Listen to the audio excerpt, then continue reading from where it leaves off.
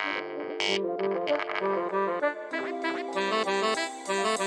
everyone, Scott Hansen here from NFL Red Zone. I hope you're checking out 1 hour of 5 Yard Rush, one of the best podcasts on NFL football in the UK.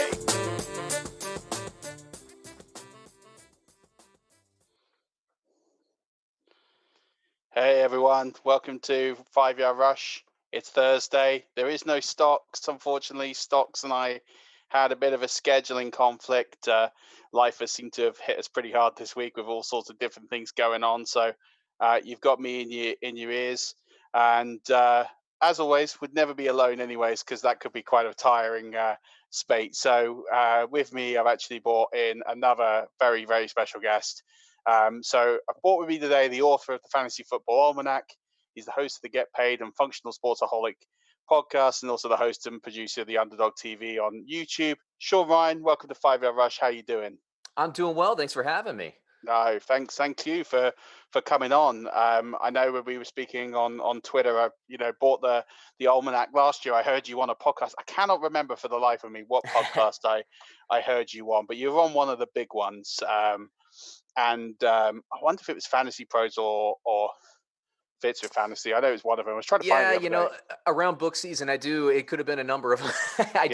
I kind of do the book tour, and the virtual book tour, as it were, in July and August. So, I kind of try to go, and you kind of know how it is. I mean, the fantasy football community is, they're close knit, but they're always trying to help each other out. So, getting people on guests and podcasts and kind of sharing the love, it's kind of a cool community to belong to. So, especially when you're an author, a fledgling author like myself, it's always very helpful and great to be on these different podcasts and everything. So again, thank you for having me. I do appreciate it.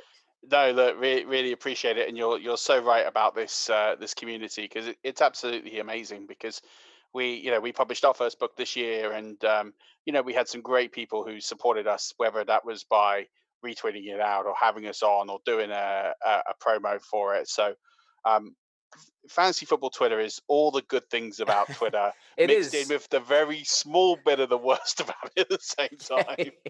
You're right. You're absolutely right about that. Yeah. It's amazing. Wouldn't have it any other way. But I thought, since we're coming up to draft season, you do have your book out, which we're going to touch on shortly. But really, just to give a bit of a background, we like to get guests on to sort of break the ice a little bit, find out a little bit about the man behind the book. So first of all, how did you get into football in general, and then actually getting to talking about fantasy football and doing what you're doing?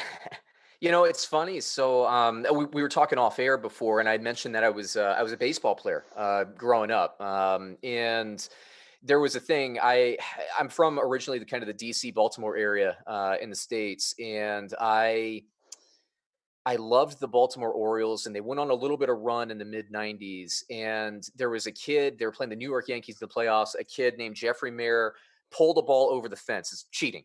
Pulled the ball over the fence. Major League Baseball did nothing about it, and it was so painful for me. I said, "Screw it! I'm going over to the National Football League," and that's where I'm pouring all of my energy into. So for about 25 years, and I've always liked the National Football League. I've always liked football, but for the past 25 years, I got to say, in honesty, if I'm doing some self-reflection here, it's borderline sickness.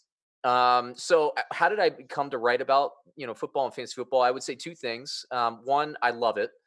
Two, maybe I love it a little bit too much. And I felt like if I was going to love it too much and really kind of throw myself into something, it should be that. Right. And another thing is, I noticed that fantasy football publications were lacking from my point of view, like two key areas. One is a lot of these publications that you can buy at a grocery store or at a hypermarket or wherever you're going to picking your guide up, they're not updated. So they get written in like May or June, and then you get stale information. And so if I'm grabbing a magazine off a rack and I'm on my way to the draft and I need up-to-date information, I'm getting information that's like 2 months old.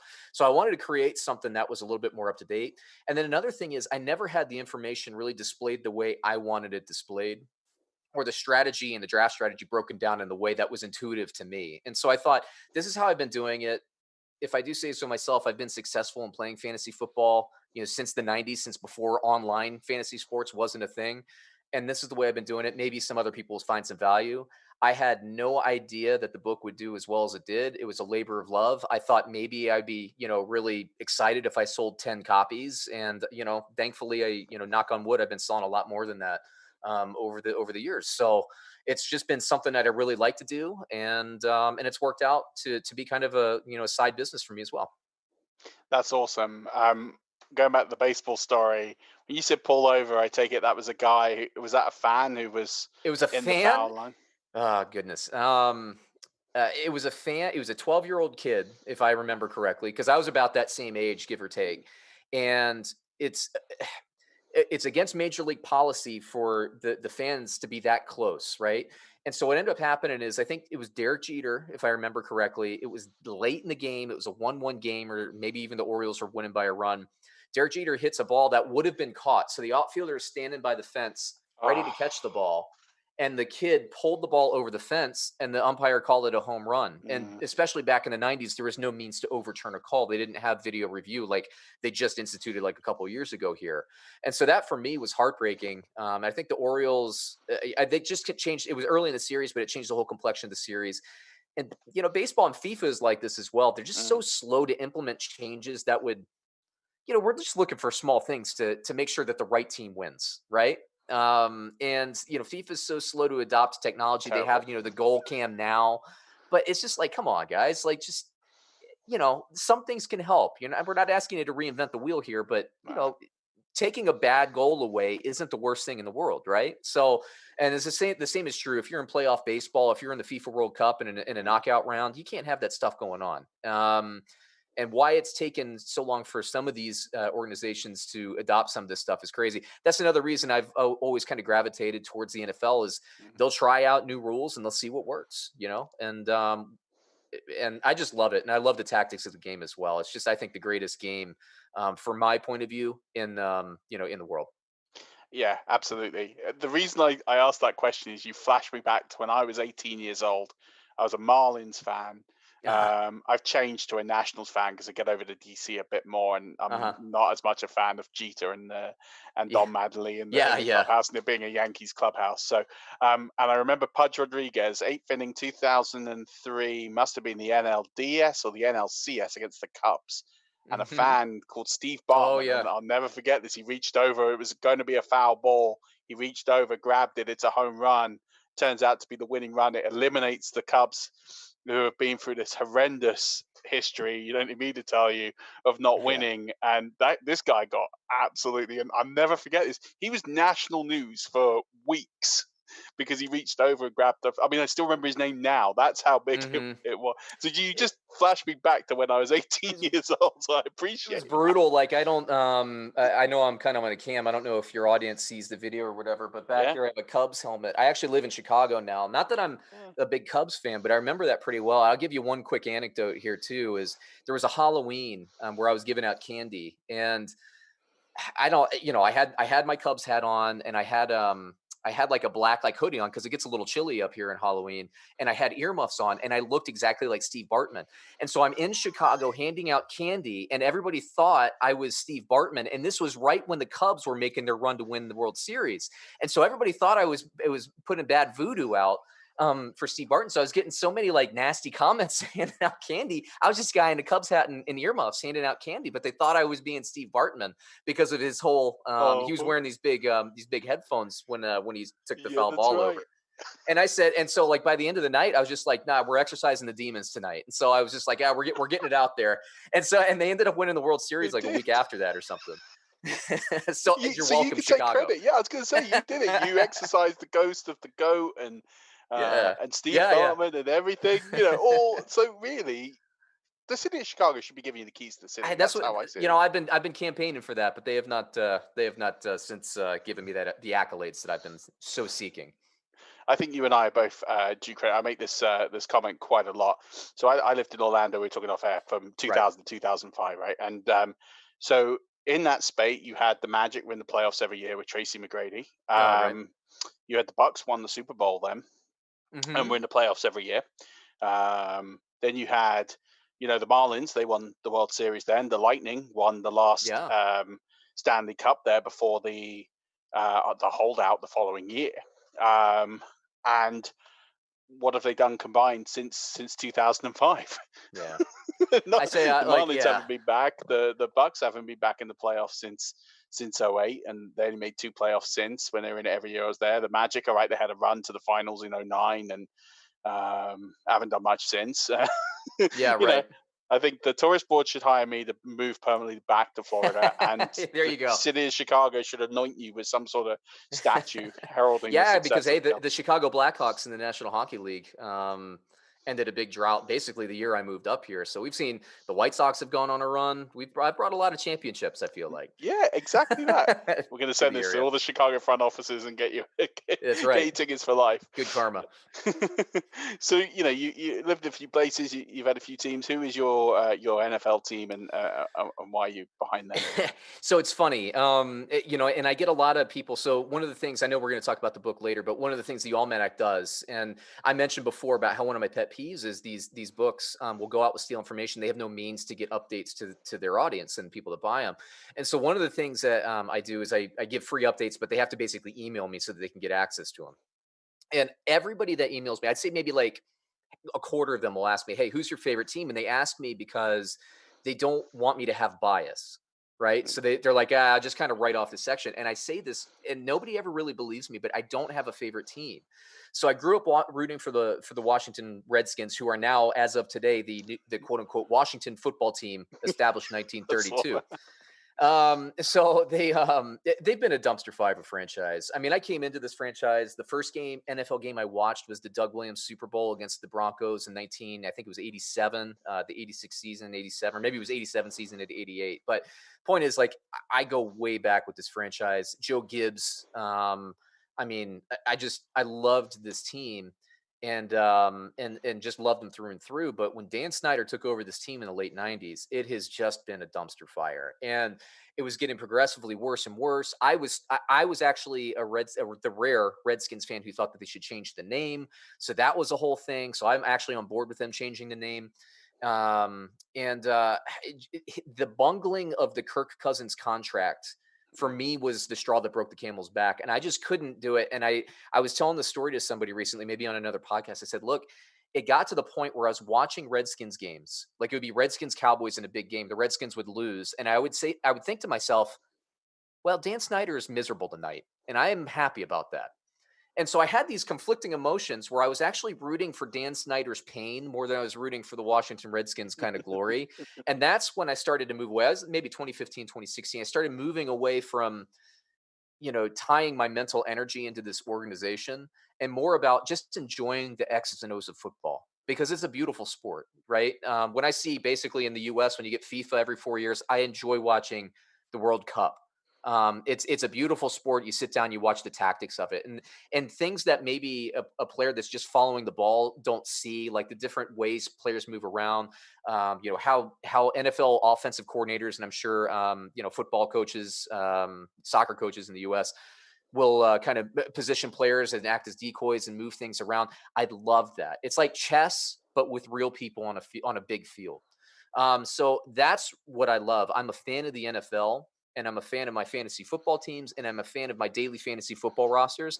And that's where I come from. And I actually think it's made me a better, not only fantasy football player, but a better NFL better against the spread as well. Because that's actually where I started my business was NFL betting, believe it or not. Yeah. Yeah. So, and without bias, you can't bring bias into these things. Bias doesn't get you paid in daily No. fantasy or the NFL betting or any kind of betting like that. So I don't root for a team. I root for my wallet. That's what I tell people. And it doesn't jive with everybody, but it is the truth.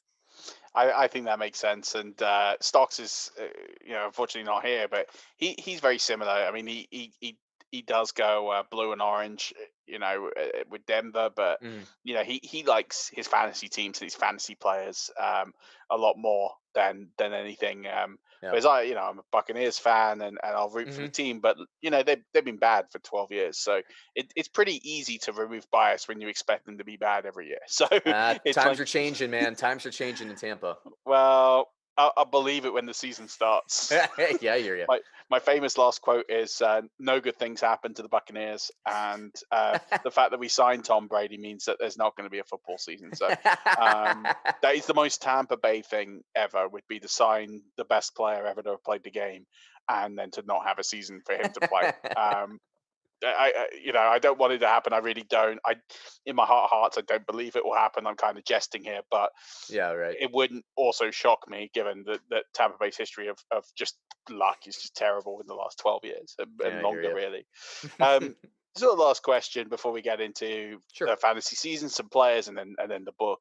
I like to ask this to everybody who comes on is, we get a lot of people who listen to this podcast who are thinking about maybe starting their own podcast, and we've had a lot of guys start their own blogs as a result of listening to this, or starting their own podcast or their own channel or whatever it might be. So listeners thinking about, I really want to do something, whether it's football, fantasy football, soccer, model train, skiing, whatever it might be, wherever there's a niche in the world. Mhm. What advice would you give to those people? Because you set up your business, you said with betting, and then you're doing the book and everything else that you do, the array of media that you do. So what advice would you give from someone who has built their business from the ground up to get them Yeah. started? Well, I would say probably the biggest tagline here is just do it. I think a lot of people kind of get into their own head, maybe in confidence. And one of the things I'm a big proponent of is just throw things at a wall and kind of see what sticks. For example, right after college, I actually wanted to be a screenwriter. Thankfully, I also worked and I blogged for the Redskins. I was a Redskins team correspondent for a site back then called, I think it still exists actually, NFL Draft Blitz. And that the contacts I made there is actually the guy who owned NFL Draft Blitz is where my podcast, he owns the podcast network there. So, just getting out there and getting your name out there is one thing. Then think about kind of where you want to be. Do you want to have a book? Do you want to have your own website, or do you want somebody else to manage the website? You just want to create. That's another thing as well. So having kind of an end game in mind, and then understanding that you're just this world, whatever business or whatever publication you're in, this world is just so saturated with stuff. Mm. So just do what makes you happy and throw it at the wall and see what sticks. And if you're trying to build a business, you'll figure it out because some things are going to get traction. And I mentioned the gambling stuff that I started. Like, I have a really good gambling service, but when I tried to market it, I realized very quickly nobody wanted it. And I was marketing it. I know it has value. I believe in it strongly because I've been playing it. Nobody wants it. And that's fine, right? But I did it. But I also knew that some of the analytics that I do for betting were some of the same analytics that I use for fantasy football. So, and I thought, okay, well, I like fantasy football. I'll throw this out there, not thinking it was, honestly, not thinking it would ever sell. And that's what took off. And it also, my podcast took off at the same time. And I got kind of lucky, but I would never have gotten lucky if I didn't put in the work and just tried it. So, I've always said, luck requires work generally for regular people to pan out. So I say just do it. Don't try to be perfect right out the gate, because you're not going to be. You're going to be way better in 10 years than you are today. You're going to look at things you wrote tomorrow and Oh, yeah. cringe 15 years from now. And I do too. I never even look at my old stuff, but it's a progression. And so just do it, and do it for yourself and what you love to do. And if you do that, and if you love it, then who cares what anybody thinks? Who cares if it ever takes off? Just do what you like. And it's worked out, thankfully, for me. And hopefully things will get a little bit better. I know it's working out for you guys here on the show. And anybody out there who's listening to, man, just throw it at the wall and see what sticks. See what you like to do.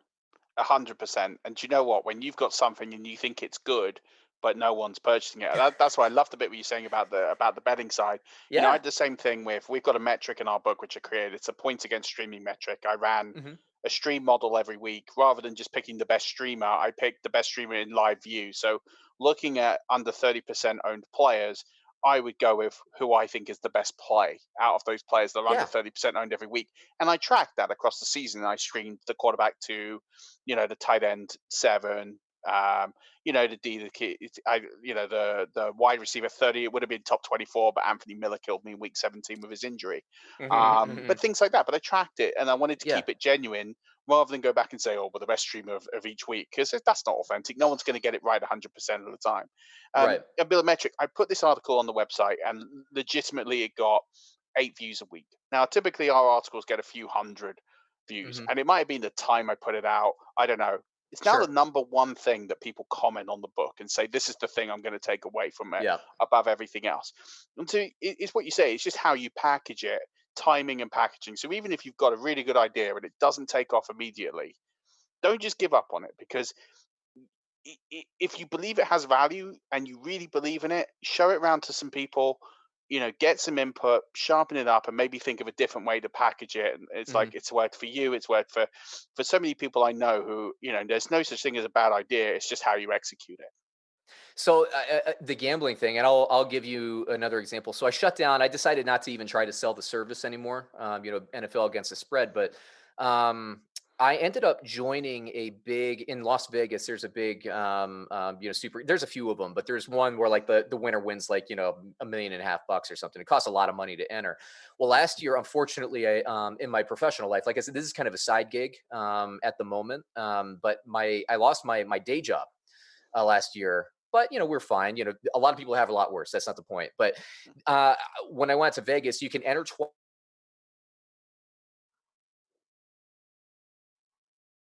like 58%, which was my all-time worst, by the way, year. But 58% still gets you paid. My other tool, which is pure analytics, I didn't enter that. I would have finished third overall and made 250 grand last year.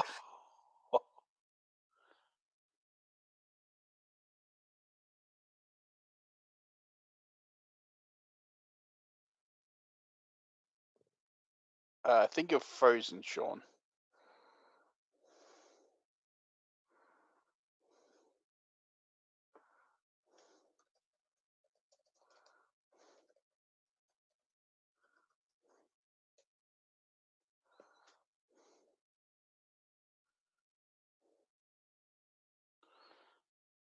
So I think Sean's screen is just frozen momentarily. Those of you on the live stream, I think he's just dialing I'm back back. in. I can hear Yeah, you. here we go. We got you. Yeah. Oh, sorry about that. No worries. This is what happens when you're doing a live stream and then Yeah. it's going out. So on the podcast, it'll be slick. But if you're watching on live stream, yeah, you just have to take a quick break, right? Yeah, there you go. So yeah, so it just kind of wrap that up. Yeah, I mean, I wish I had done it. I'm one of the persons, or the type of person is like, just believe in yourself. If you believe in it, then do it. And that was like kind of my slap in the face to myself, is like, you knew you were going to do well. You only entered one of your two lineups. Over years, over 5 years, I've always been over 60%. And the one tool that I used, the one that I used is 58, which is still good, but not good enough to get paid. The other one would have finished third in the contest. So lesson learned there. Unfortunately, because of COVID and all the weird oddities, I'm not going to even enter this year. So I'm kind of loading up for 2021. But yeah, it's that was a little bit of a smack to the face for me, but it's my own fault. So I kind of laugh about it, because what else can you do? I can't cry about it. Well, yeah, I mean, you could, and no one would blame you. Yeah, 250 grand's a lot of money. I think anyone listening to this yeah, thinking I set the could wrong have used lineup it. and missed out on 250 grand, I think we'd all be, I think we'd all be looking for the nearest cliff potentially. So I Yeah. think the fact that you can laugh about it now is a good thing. I don't know if I'd be quite over it just yet, but What can you do? but moving on then to the fantasy season. So Yeah. 2020 coming up. Hopefully we get a season. How many leagues are you planning to play in, and what's sort of the best format for you that you like to play? What's your favorite? You know, my all-time favorite league was a deep keeper league, where we had a 20-person roster. We played individual defense too, so it wasn't a one defense slot. You had to have basically at least 4 defensive players on your roster. So you could think of like 16 offensive players, 15 if you don't count kicker. That was my favorite format. Kind of the deep keeper. You rotate half of your league, your team out every season, but you can also keep half your team. So you can kind of build almost like a dynasty.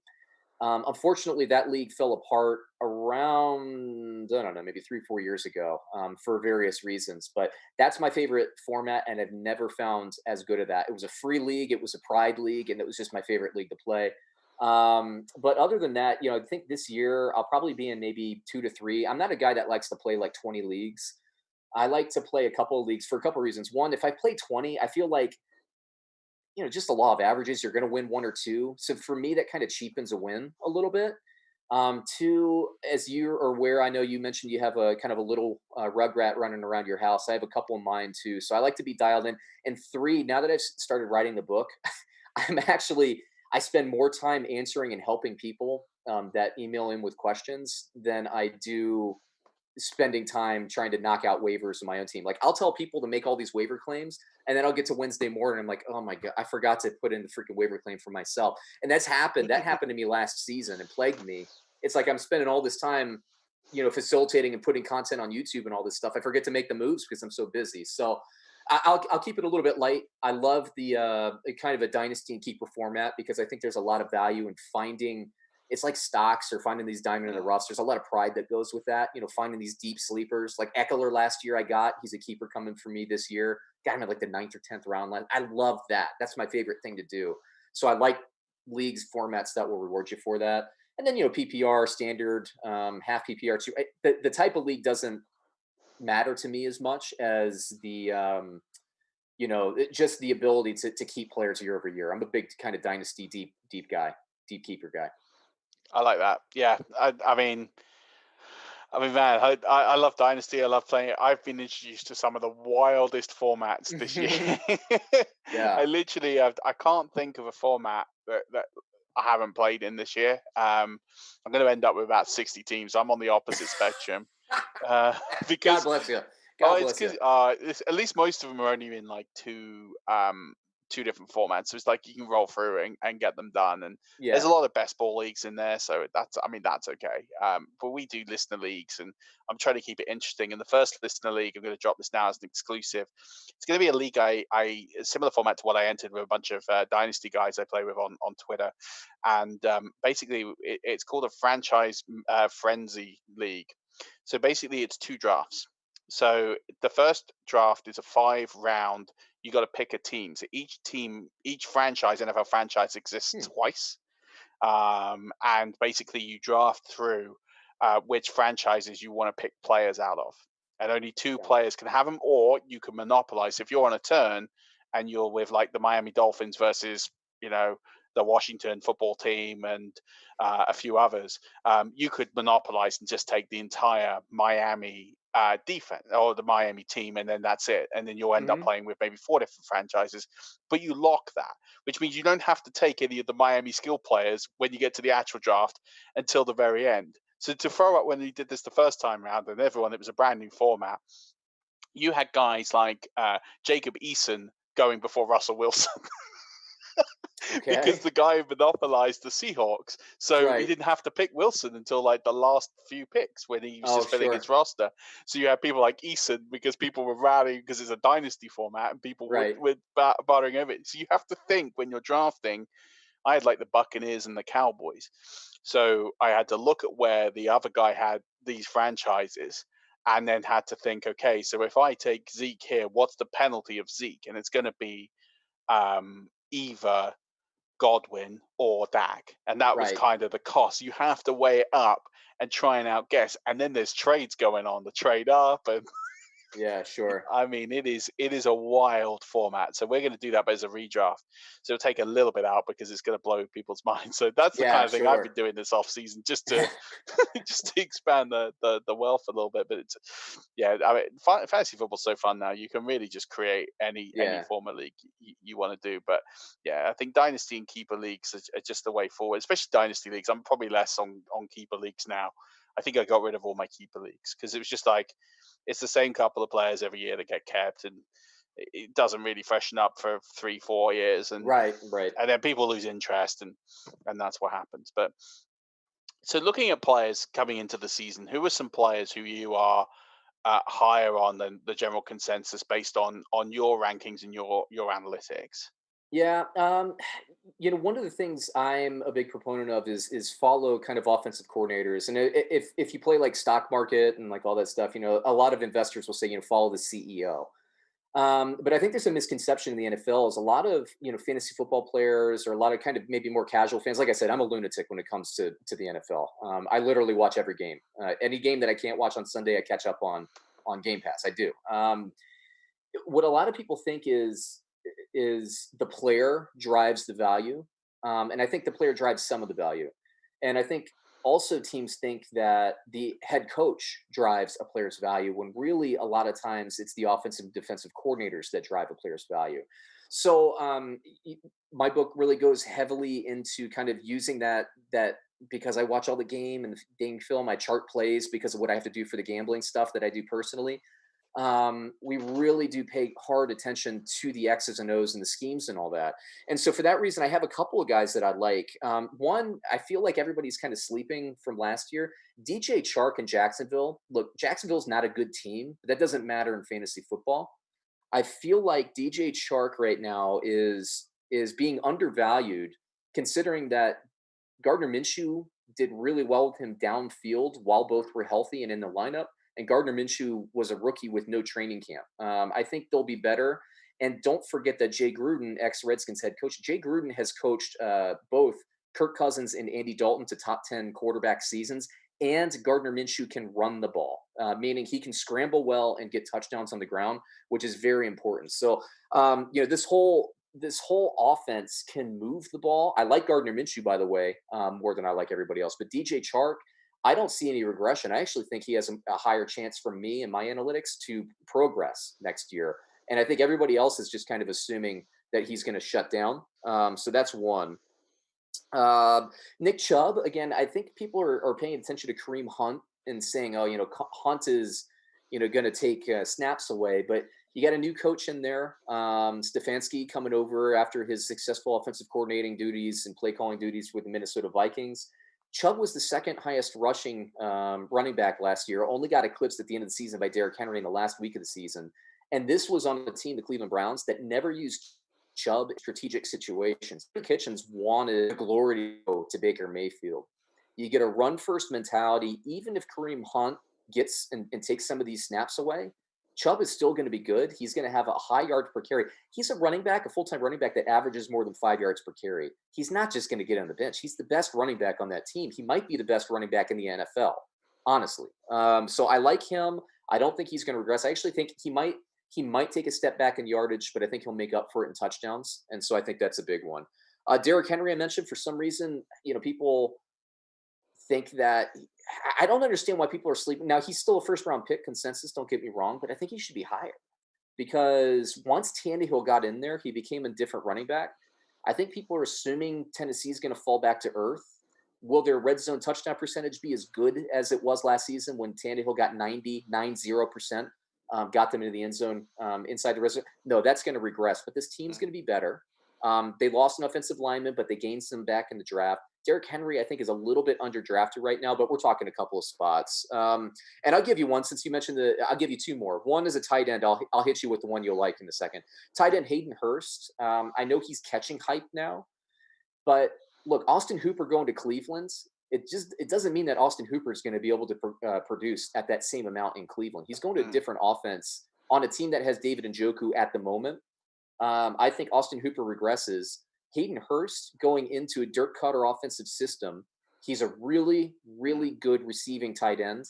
The fact that he couldn't break the lineup, through Mark Andrews had more to do with his blocking. Well, Atlanta doesn't care about run blocking. Hayden Hurst right now being average draft position at 16 at tight end is ridiculously low. He's going to be a top 8 tight end this year in this system. It's a lock as long as he doesn't get hurt. And remember, who was Austin Hooper before Dirk Cutter got there? Nothing. Exactly. So Hayden Hurst to me is drafted. I actually, when I was preparing for this, I thought Hayden Hurst's hype had caught up to him. And I looked at him still at 16. It's like, come on, guys. Like, he's a guy that you can draft late and he will be a season-long starter at tight end. And if you play daily fantasy, get him in your lineups early in the season because he's going to be a bargain. And then the one I want to hit you with is Tom Brady. People are hating on Tom Brady right now. And I know you have a little bit of apprehension. I get it too. You root for the Tampa Bay. Nothing good happens to Tampa Bay, But Tom Brady last year, you got to remember, like, people are hating on him. He still threw for right around 4,000. I don't know if he was just under or just over, but 4,000 yards on a team that lost basically 3 of their offensive linemen the week before the season started. A team that could not run the ball, a team that had no receivers that could separate. The 1 week he did have Antonio Brown, I think he hit him on 2 touchdowns. He could have 2 more. This was not a Brady problem. Now you throw him in Tampa Bay. You have arguably his best receiving group when you talk about Godwin and Evans and Gronkowski. It's not Humphreys. Miller? Is it Scotty Miller? Yes, Scotty their Miller. slot guy. You still have Cameron Brate and O.J. Howard at this point. He's probably got the best receiving group. My only concern is Bruce Arians has the downfield passing attack. Brady's going to take more hits this season than he probably ever has before, but he's got downfield weapons, man. I think if Brady can stay healthy, he's a lock for 35 touchdowns, 4,500 to 5,000 yards. He's not going to get you anything on the ground, so that's going to keep him out of the top 5. But people are hating on him just because they want to hate on the guy because he's old and he's the GOAT. And so I think they're throwing a lot of shade at him, and as if he was the reason that New England couldn't really be an explosive offense last year. It was not his fault. If you watch the games, he had no receiver who could get any separation at all. So I definitely give him a pass for last year. Yeah, absolutely. I'm with you on most of those. I think the only player I'm slightly hesitant on is Henry, just purely on that workload that he had last year. He had over 120 touches in the playoffs alone, and when you get a player with that kind of workload, I think 32 players in the history of the NFL have, or in the last 20 years or something like that, have broken that 400 touch mark in a season, and 28 of those heavily regress. So So at the end of the day, the history is not in his favor. That doesn't mean he isn't the talent to do it, and he's been paid as such. So, he's the only one I'm probably a little cautious. But all of these, I completely see as huge buys, especially Hayden Hurst. Yeah, I mean that tight end position. I'm in drafts where people are a little smarter, and he's going in that 10 to 12 range. But still, there, yes, I mean he's someone you can steal in. If you're someone who goes QB late, and you can get.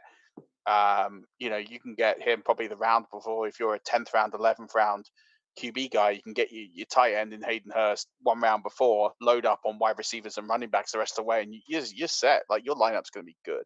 I think he's going to be a better version of last year's Darren Waller. Meaning, I think he'll get you the same volume in catches, he'll get you the same volume in yards. But unlike Darren Waller, who had what was his name? The other tight end there. I'm sorry, they had another talented rookie tight end. I've spaced out his name yesterday. Foster Moreau. Yeah, Foster Moreau, who I like, by the way. Outside of him, the only difference is Atlanta's not going to put in kind of a backup, tight end to get those. So you're obviously you have Julio Jones and Calvin Ridley. There's a lot of mouths to feed in that offense, but Hayden Hurst will get touchdowns. Believe me, this Falcons team will move the ball. So he's a guy, and I told everybody in the Almanac last year, draft Darren Waller, please, with your last pick because he was being ignored. Hayden Hurst, you can't get him in the last round, but he's a season-long starter, man. I really think he's going to be a top 5 this year, but I'm safely betting that he's in the top 8, assuming he can be healthy. Yeah, I'm with you 100%. And you got 3 players here that you're significantly lower on than consensus, and there's 2 guys here I absolutely dial in and go 100% agree, and there's one name that is going to shock absolutely everybody listening to this. Yeah, so I'll kind of go in order as you can see him kind of in the Google Doc that we're both working off with. But DeAndre Hopkins, here's the deal. I tell DeAndre Hopkins, he is probably, in my opinion, the best receiver in the NFL, specifically because you have to understand that a lot of wide receivers are generally divas. They're generally talking about how good they are. But then you notice, like an Odell Beckham, when Eli Manning got hurt and some backup quarterbacks went in there, Odell Beckham regressed, right? He regressed a little bit, although you can dial it up to injury last year. He regressed with Baker Mayfield at quarterback last year. Whatever your take is on the injury, he did regress. DeAndre Hopkins is a guy that when his starting quarterback goes down, his production does not, right? It doesn't matter if Deshaun Watson is in the lineup. He's still catching 2 touchdowns a game. He's a monster. And he's a very rare guy in that regard. I believe Julio Jones is another guy that is that good. If Matt Ryan went down, Julio Jones, his production would not slip an inch. And there's very, very, very few guys up there. But you have him going over to Arizona. I'm not saying he's going to regress physically, and I'm not saying he was a system receiver at all. What I will say is that Kyler Murray has Christian Kirk, and he has Larry Fitzgerald to throw to. And on top of that, they're adding slot receivers at reckless abandon.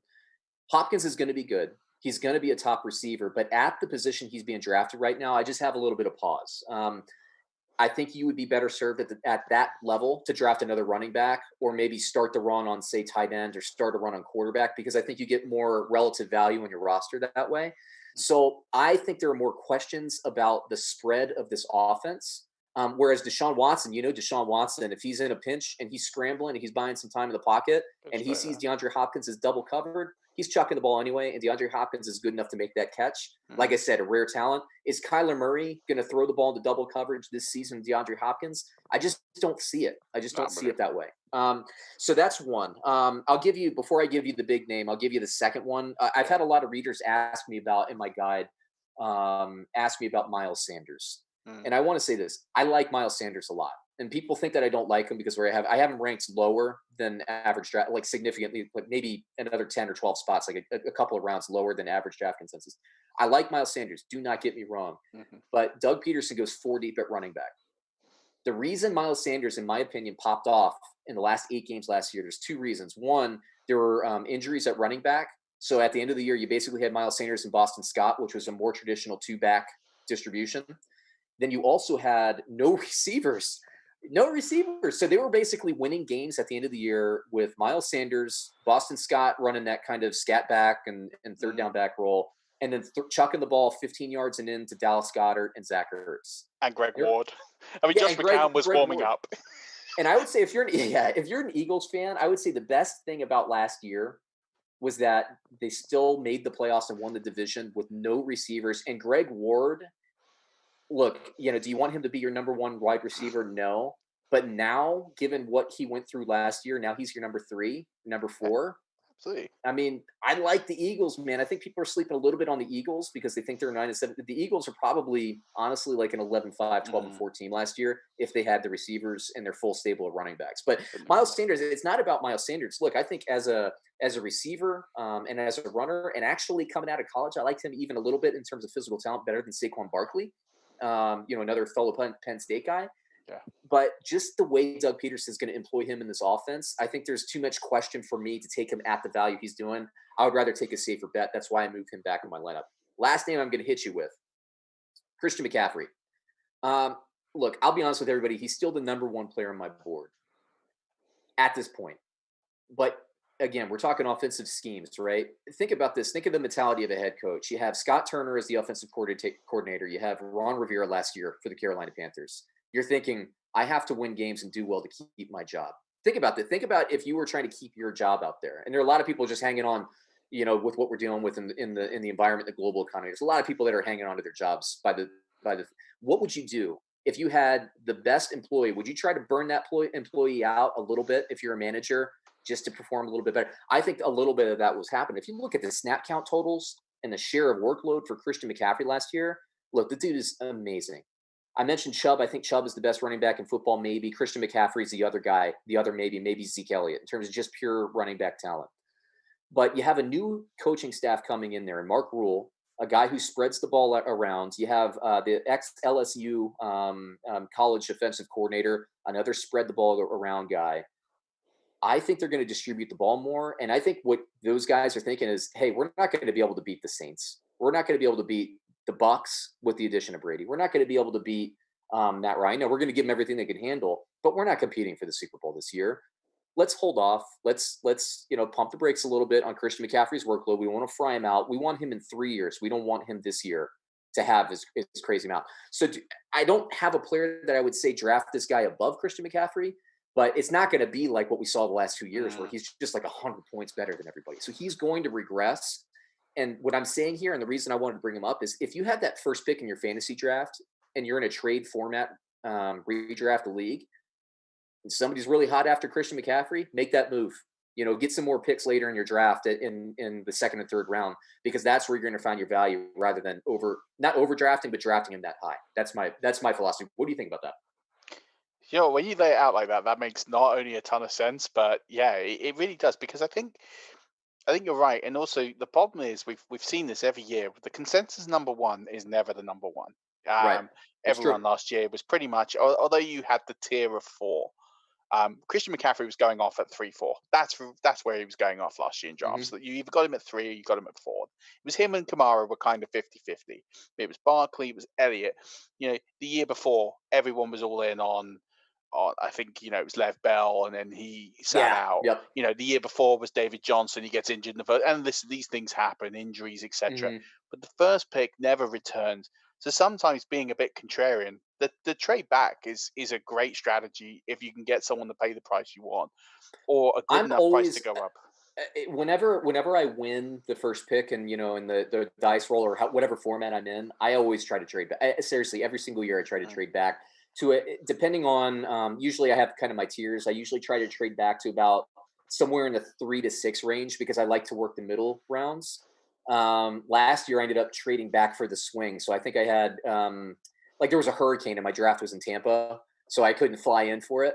So I ended up having to have like the 11th to 12th pick or something like that. It was a nightmare. I just kept getting nailed on the swing every single time. But I would rather actually have the swing in the back part of the draft than the early part of the draft, oddly enough, because I think you get more value at the kind of the running back or the running back wide receiver swing and that pick. But like you said, I think we agree there. I mean, it's that top pick never really pays off the way you think it's going to. But I would say if I was in a dynasty startup and I was in a dynasty startup at the 101, didn't get a price I wanted, and I was quite happy to take Yeah, sure. McCaffrey because, as you said, the case is maybe they don't work him this year, and maybe in the next 2 years, Oh yeah. you've got a 3 year running back there minimum who's gonna Hmm. who's gonna deliver. He's still gonna be an RB1 this year, even with a Yeah. reduced workload. He's probably still going to be a top three anyway. Even if he loses 30% of his workload, he could lose 30%. I think he'd still come in at the RB3 based You're on right. last year's numbers. So you He's want a home run hit, and he is a home run hit. Even if you can't trade out of that position, you still got to take it because he's not going to be much below his ADP. Yeah, I always say that you can't win your draft in the first 3 rounds, but you can lose it. You don't want to overthink the first few slots. And I'll give you a name. I'll throw a name out there that I think if everything, and this is a big if, but if things line up right, I actually think he could be the top point getter in fantasy sports this year. Is Dalvin Cook. I think that the Minnesota offense is going to be better, actually, because I like Gary Kubiak coming in there. He's been an offensive assistant there for a while. He's familiar with the personnel. Stefanski moving over to Cleveland. Dalvin Cook, a runner and a catcher, with the new offensive coordinator and Gary Kubiak. Uh, Differing run philosophy, a little bit more zone blocking. I think you're going to see a higher yards per carry. But the big ifs are one, possible holdout. Two, I actually love Alexander Madison. Hmm. I talk about physical talent and running backs. He was my favorite rookie running back last year, along with Miles Sanders. But the problem is he had Dalvin Cook in front of him. So I worry because if Dalvin Cook, holds out for 2 or 3 games, I think Alexander Madison's going to pop. So he's one of these guys that I tell that everybody emails me. I'm like, look, if you're gonna take Dalvin Cook, you have to understand the other risk is injury. He's never finished a season. He's always kind of banged up, and you have to get Alexander Madison. You have to overpay in your draft for Alexander Madison to diffuse some of that risk. But Mm. if things line up, if he plays a full 16 in this system, would not shock me if he's the number 1 running back this year. So we'll see.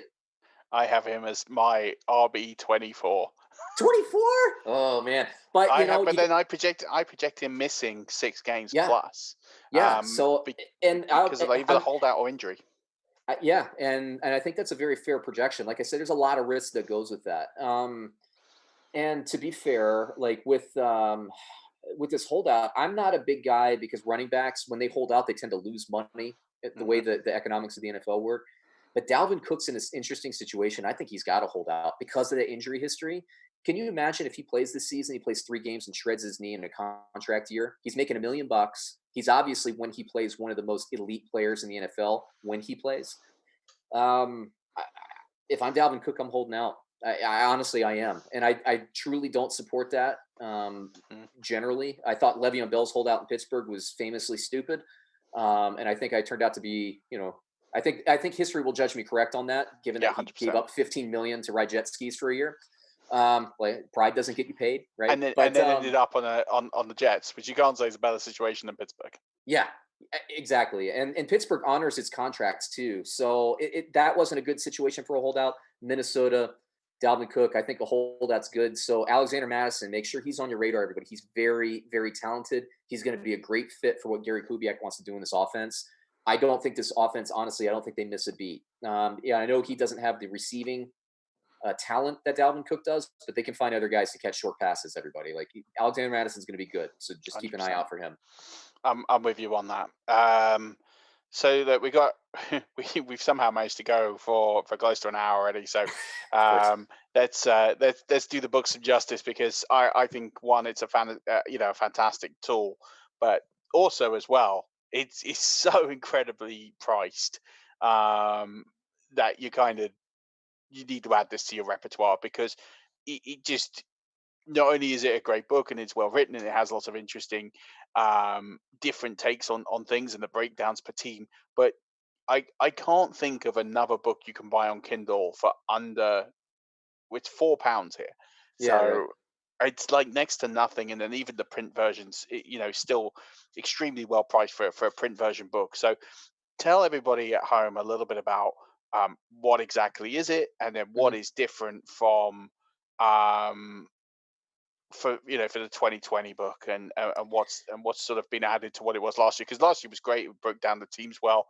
You had Mhm. some great predictions, like with Lev Bell, Yeah. going lower than you had, him much lower than consensus, and I think you had him a round and a half lower than. Yeah, and basically, you know why I did that? It's funny because the first year I published, people got it. What I found is that people get really upset if you publish a book and your rankings are so different.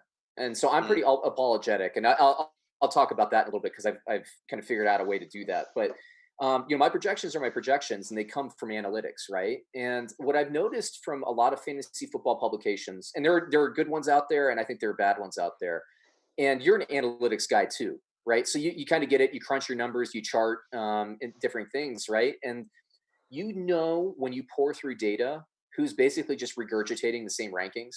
They're going to Fantasy Pros and grabbing the consensus, and maybe they're going to ESPN, and maybe they're kind of normalizing that. You can tell when people are doing that, and I think a lot of that is what dominates the publications. And so again, talking about how the way I want to see fantasy football, I want a little bit more depth and a little bit more methodology behind why the picks are there. So the first thing I do is I explain why my rankings are different. I'm not apologetic about them, but I explain why. You mentioned Le'Veon Bell last year, about him a round and a half. Truly, there I knew it was safe that nobody was going to pick him there. Nobody was going to get him where they were going, so I didn't have to worry about it so much. But also, I also think that Adam Gase and the New York Jets and what they want to do. I knew he'd get some receptions, and he did. And I think he probably. I don't really spend a lot of time kind of going back and seeing which projections are right or not. But I know Le'Veon Bell probably ended up about where I wanted to. If I had to guess, he's probably around the 15 to 25 range, somewhere in there in running backs. And it's just not one you want to take so early, right? So that's really what we try to do. We try to put a little bit more methodology, and the methodology is driven from two things. It's from literally, like I said before, I watch all of the I watch all the games, and I do chart all the plays, and I chart them actually for gambling to help me with that to win money. But it translates really well to fantasy football. So I feed all of that charting that I do during the season to spit numbers back. Now, what's different is about anywhere from 9 to 15. So seriously, about half the league every year will change their offensive scheme, their offensive philosophy. They might not change their head coach, but they'll change their play calling. So you need to. Miami is a great example of that this year. They have a new offensive coordinator, Chan Gailey, who's been in the league for like 20 or 30 years, calling plays. Well, Chan Gailey has a way he wants to do things. Does he want to pass? Does he favor? Is Devontae Parker going to have a huge year? Preston Williams, are they going to have big years? Jordan Howard, who I think, by the way, is a vastly underrated running back this year. mm, Are they going to be able to run the ball this year? Well, the answer is yes, because Chan Gailey's been successful running the ball everywhere. They also added a ton of pieces at offensive line. Don't worry so much about what the first 8 to 10 games last year looked like. They gained some traction last year, and they had, in my opinion, probably subpar offensive play call. They've cleaned that up. So you need to pay attention to kind of where the offensive schemes are going as well. And I think that's what what differentiates what I try to do with respect to some of the other things that you can find on Amazon and everything. And there are different philosophies. I'm not saying the other ones are wrong, but that's just the way I've done it. And then the way I've been able to find kind of sleepers, like projecting Darren Waller, where I did last year. You mentioned Le'Veon Bell. I projected, because of film study specifically, the preseason games, Singletary to pop for Buffalo last year as a viable source. This Alexander Madison take that I have this year, if he gets in the lineup, that comes from the watching of the games last year. So I really do honestly combine analytics with film study, and I put a lot of hours into it. So I think that's probably the big difference. and it really, really shows. You do things in the book, things like matchups between defensive backs versus wide receivers.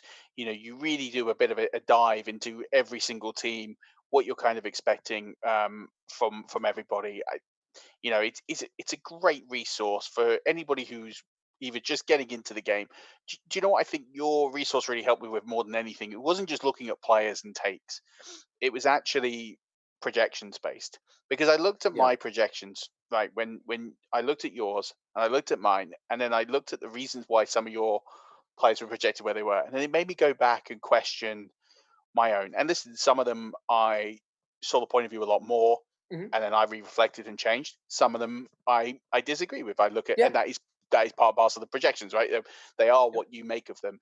And but what it did is it made me hone my process more. And I'm still in this beginning phase. I don't have a Sure. model that I can take to the bank and say this is good enough for me to finish in Hmm. the top 10 of Fantasy Pros rankings and things like that. We Yeah. had Right. Justin Boone on Tuesday, who's the best ranker on the planet, Yeah. Right. seven top 10s in the last 8 years. Process isn't there, but it gets better every year. And it's because you learn from people who have been doing this a long time. And that's where the book is. Even if you don't want to do your own projections, but you just want to get a bit smarter, you want that little edge, that bit of information that no one else in your league is going to have, this book will provide that for you. Because with our book, we went more with a beginner's kind of Yeah. aspect. Here is some strategy that we know works, and if you execute that strategy, you'll be competitive. We're not saying you're going to win hundreds of championships, but you're going to have more fun. You're going to have an edge, and you're going to play with a format and a process that works. And here's why it works. And then here's some players that we like and things like that.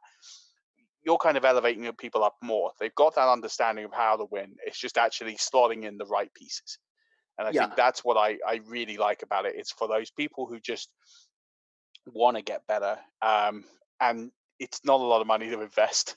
To buy a book on Kindle for under £4 and to deliver what it does, it's superb. And you got some new things in there this year. So why don't we finish up talking about Sure. some of the new aspects that you have added to the book, but then also I know you've got a bit about COVID in there as well. So Mm. let's touch upon those things, and then we'll wrap up.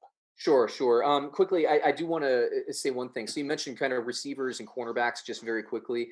Again, I write this book driven from my own pet peeves, you know. And one of the things that I'm sure everybody who plays fantasy sports, they see the projections for the week and they see, ooh, this receiver is playing the 32nd ranked passing, defense and all that stuff. But you have to know why. Like if a team, let's say your Buccaneers, they played their first week against the Kansas City Chiefs, there's a good chance they're going to be this 32nd rated passing defense in week 2, right? Oh, well, let's say maybe the next week they play the LA Rams, who like to pass the ball quite a bit and have talented receivers. There's reasons for this. And so you need to know kind of what the history is. And again, that's why I chart. So not only that, but you, if you're playing a team, you need to know how Julio Jones is going to play against his cornerback matchup. Is he playing a one-on-one cornerback? Are they going to play a zone defense and try to bracket him?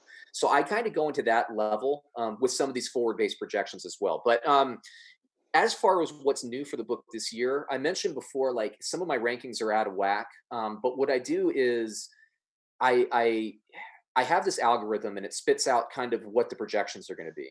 I look at that algorithm and I look at average draft position. I keep track of what the fantasy community is doing. I do mock drafts to basically calibrate this as much as I can. And then, when possible, thanks to COVID, we're not going to get preseason games. I calibrate that and I vet all of that, basically that computation against what I'm seeing on the field and how the plays and offenses are starting to coalesce. Um, so what I did this year is I added what's called points above replacement, fantasy par. If you could think, if you're a baseball fan, Mm. it's WAR, Right. wins above Yeah. replacement in Major League. So this fantasy par, what it does is it lets you know relative to other starters how much strategic value will this give your lineup in a weekly area. So for example, like you could think of the top running back last year was Christian McCaffrey. He might be 100 points better, 150 points better. Maybe that gives you a strategic advantage of like 10 points per game above even the second place person. So his par would have been off the charts. This year, I can think of guys like Travis Kelce at tight ends, gives you a par advantage at tight end.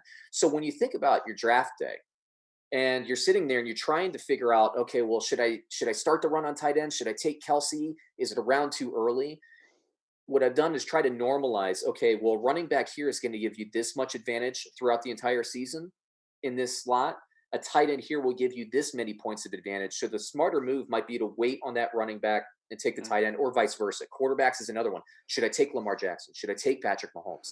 And so that's kind of what my tiers do, is it uses the par, the forward projections, it also analyzes the average draft position and slots them in such an area that you're going to get the most bang for your buck. Some people might laugh at you and say you're overdrafting people. Like you were saying before, like playing the dynasty is the right move to draft Christian McCaffrey this year. I would say absolutely yes. Would I be overdrafting Alexander Madison if I have Dalvin Cook? Maybe people would laugh, but strategically, that's probably the best, safest thing that you can do for your team in like the 11th round or whatever it is. So that's what we really try to do. And that's par, I think, is the big addition. We've also added like an auction section strategy. We've also added, different like formats, half PPR and those kinds of things. But I'd say par is something I've been testing for about 4 years now. And I've just gotten it to the point where I'm comfortable enough to publish it for everybody to use. That's awesome. So jam packed, and do you know what? We're going to have you on again Yeah, I'd love to talk about it more. And hopefully we can get some listener questions off people that buy it. We've got an image of it on the overlay. Why don't you tell people where, first of all, where they can buy the book? I've obviously mentioned Kindle and Amazon. You can buy it for under £4. I think it's like £3.90 something, which is just, I mean, why wouldn't you do it, right?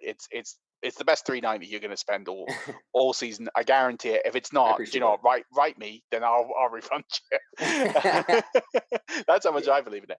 But then also tell everyone where they can find and interact with you, because you're very interactive on Twitter as well.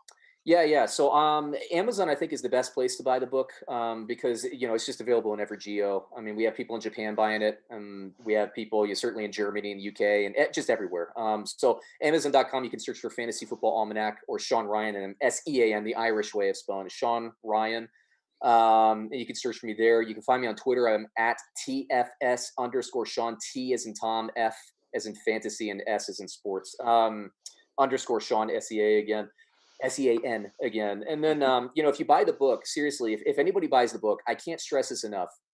I can see in the analytics only about 15 to 20% who buy the book sign up for the free updates. It's not marketing fluff. I'm not doing it just to get your email address. I'm really just giving you updates.